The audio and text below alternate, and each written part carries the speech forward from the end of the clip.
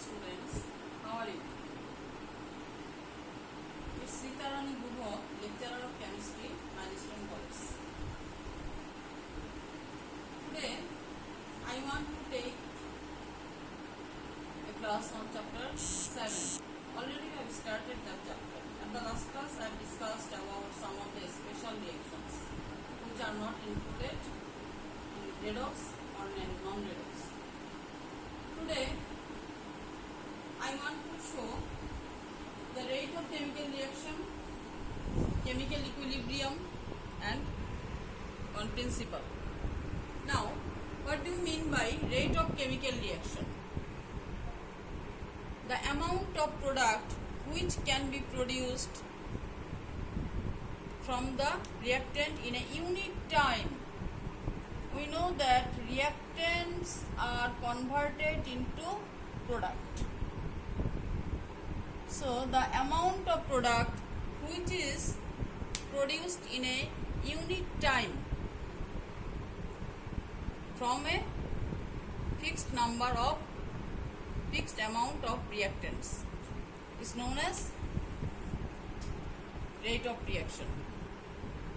Now, you know about reversible reaction. Suppose H2 plus I2. That means hydrogen plus oxygen. Both are gas. After reacting, they are producing hydroiodic acid. They are producing HI, hydroiodic acid.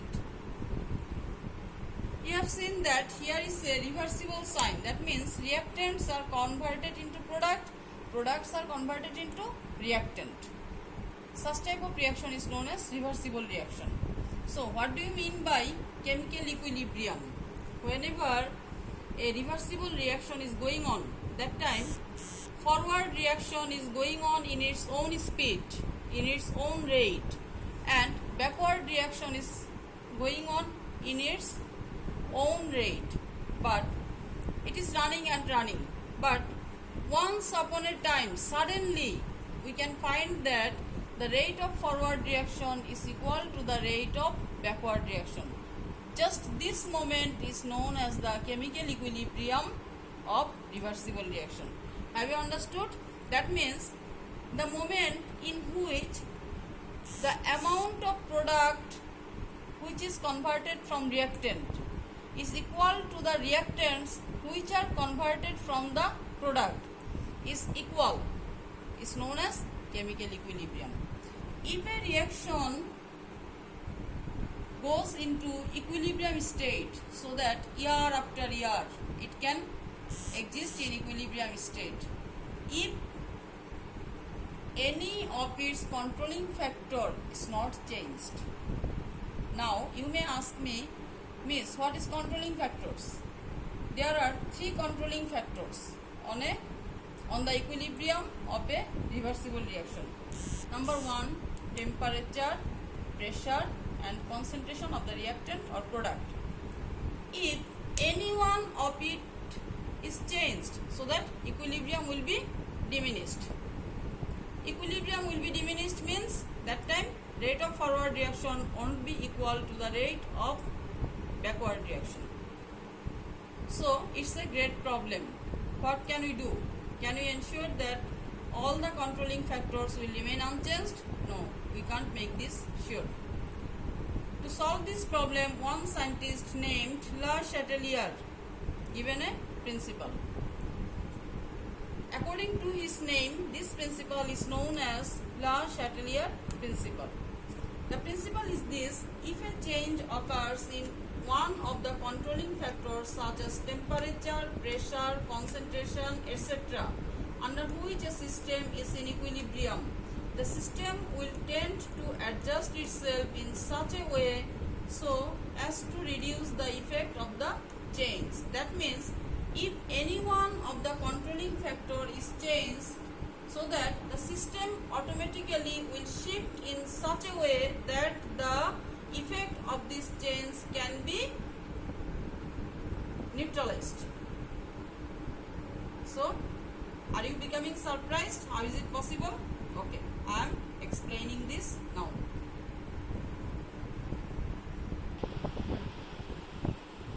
Dear students, now here is a question. Show the effect of temperature, pressure and concentration on the equilibrium of following reaction according to the chatelier principle. The reaction is nitrogen plus hydrogen is equals to ammonia. In this case, one molecule of nitrogen is combining with 3 molecules of hydrogen in presence of iron. Temperature is this one and pressure is 200 to 250 atm, atmospheric pressure. And in this reaction, the value of del H is minus 92 kilojoule. What do you understand at a glance after seeing this reaction? We can understand that it's a reversible reaction, right? It's a reversible reaction. In this reaction, the value of del H is negative. So obviously it's a exothermic reaction. Now, come to temperature effect. As it's a exothermic reaction, so it means that the forward reaction is, whenever forward reaction is taking place, that time heat is produced. Whenever backward reaction is taking place, that time heat is absorbed. Listen carefully. So this reaction is in equilibrium now. Now this reaction is in equilibrium state. But suddenly, if we increase the temperature of this system, what will happen? That time equilibrium may be diminished. So whenever temperature will be increased, if we apply heat, so that temperature will be increased. That time from outside, we don't need to minimize this. What will happen? I told you that according to La Chatelier principle, if any one of the controlling factor is changed, so that system will tend to shift the state of equilibrium in such a way that the effect of change can be neutralized. Suppose if we increasing the temperature, that time what will happen? I told you that forward reaction is exothermic, backward reaction is endothermic. If we apply more heat, that time to minimize the change, the reaction will run from backward direction. Why? Because we will apply more heat, we will increase temperature and it will absorb this. We will apply heat, it will absorb this. By this way, the effect of changing this temperature can be neutralized. So what I told, if we increase the temperature, this reaction is normally exothermic reaction. Whenever a reversible reaction is exothermic, that time what does it mean? Forward reaction is exo and backward reaction is endo. So if we increase temperature, that time to minimize the change, the system will run in such a way that the effect of this change will be neutralized. How can it minimize this change? That time the system automatically will run in backward direction. That means that time product will be converted into reactant. More product will be converted into reactant because we are increasing and increasing temperature. That time what will happen? The production won't be decreased. Yes, whenever temperature is increasing, that time more reactants are producing. But the target of industry is not to increase the reactant. What is the target of industry?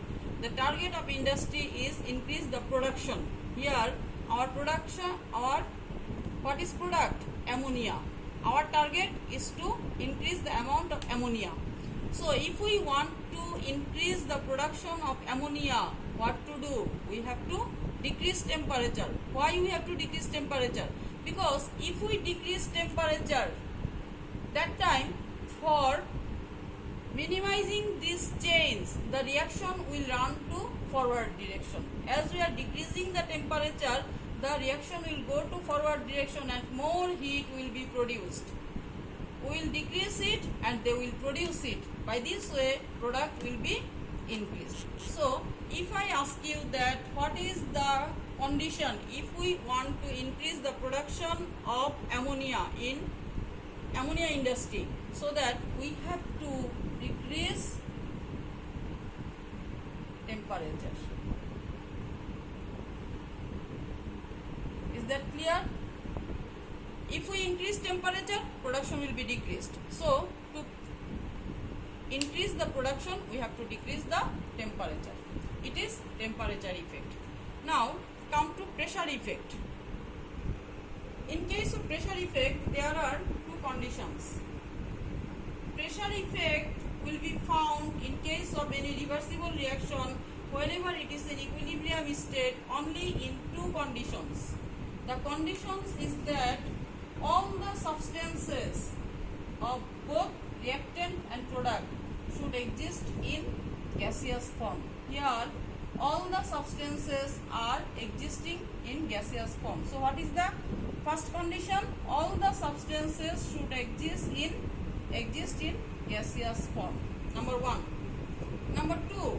According to Lecture-4 principle, for pressure effect, the difference of volume should be present between reactant and molecule. Difference of volume is needed.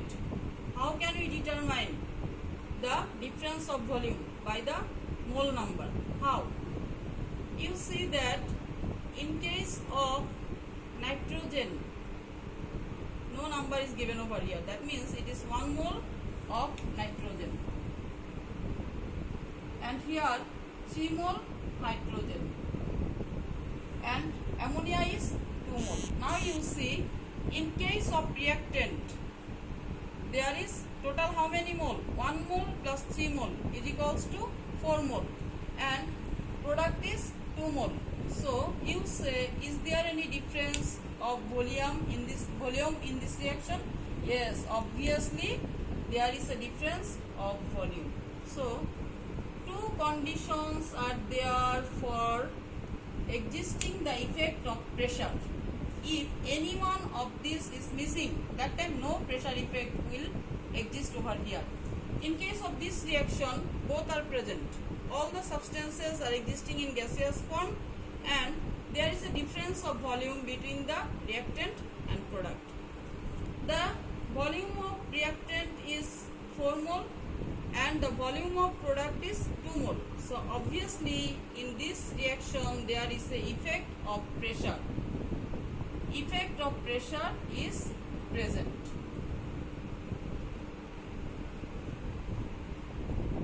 Yes. Now, according to Lecture-4 principle, if the volume of reactant is more than product, in this case, if we increase pressure so that production will be increased. If the volume of reactant is more than product, in this case, if we increase the pressure so that production will be increased. So, if we want to increase the production, what should we provide? We have to apply high pressure.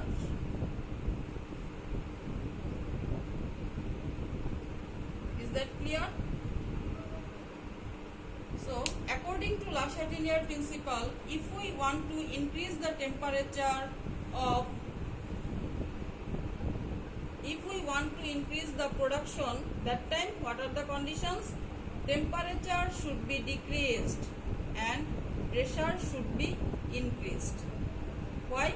Because if the volume of reactant is more than product, that time if we increase the pressure, so that production will be increased. Clear, student? Okay. As I told you that there are two conditions of which to check is there any effect of pressure on the equilibrium of a chemical reaction according to Lecture-4 principle or not. One is gaseous, another one is difference of pressure, difference of volume. Now, you say me, suppose this one is a reaction.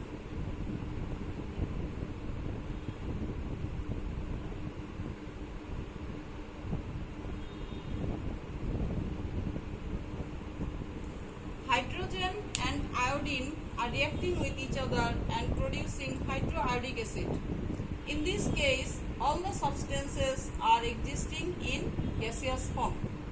Now you say, is there any effect of pressure according to La Chatelier principle on the equilibrium of this reaction? All the substances are existing in gaseous form. That means condition number 1 is fulfilled. But condition number 2, difference of volume should be present. Here hydrogen is 1 mole, iodine is 1 mole. So total 2 mole. Hydroiodic acid is also 2 mole. So there is no difference of volume between reactant and product. So that on the equilibrium of this reaction there is no effect of pressure. Now student, is this clear to you? Okay. So temperature effect, pressure effect finished. Now come to concentration effect. Concentration effect means the concentration of reactant or concentration of product. Suppose in this reaction, if we increase the amount of nitrogen, this reaction is existing in equilibrium state. Now suddenly if we increase the amount of nitrogen, that time to minimize these chains, forward more amount of nitrogen will react with hydrogen and produce ammonia. That means forward reaction will take place. By the same way, if we increase the amount of hydrogen, so that to minimize these chains, more amount of hydrogen will react with nitrogen and produce more amount of ammonia. That means if the concentration of reactant increases, so that production will be increased. If the amount of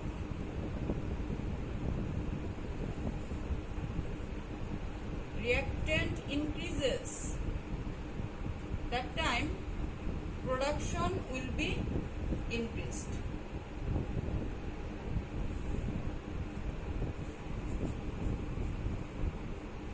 But if the amount of ammonia, suddenly amount of ammonia is increased, so that to minimize these chains, ammonia will be broken down in more amount into nitrogen and hydrogen. That means more amount of reactant will be produced. That means if we increase the concentration of product, so that the production of reactant will be increased. So that if we increase the amount of product, so that more amount of reactant will be produced. So in shortcut way, how will you say? If the concentration of reactant increases, production will be increases. If the amount of product increases, the production will be decreases. Is that clear to you? Okay.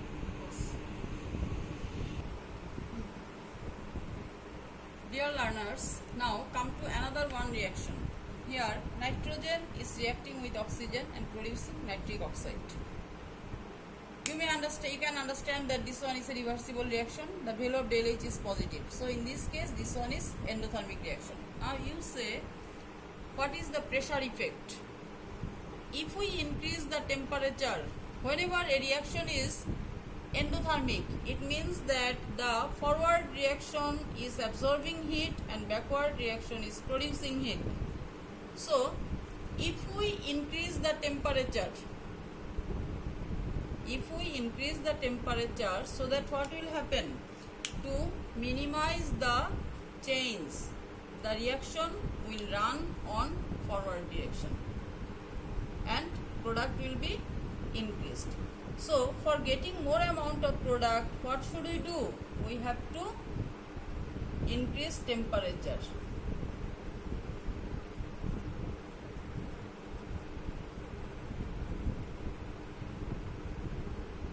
Is that clear? Now come to pressure effect.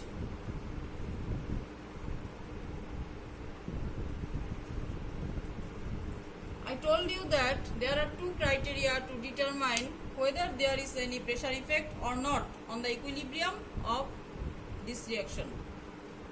Here nitrogen is equals to 1 mole, oxygen is equals to 1 mole, product is 2 mole. So you see reactant total 2 mole, product is also 2 mole.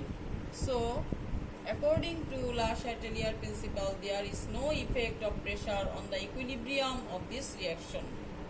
Clear? Okay, number 3, concentration effect.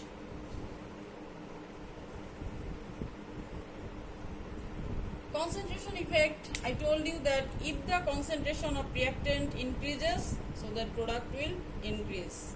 If the concentration of product is increases, so that amount of reactant will be increased. Is that clear?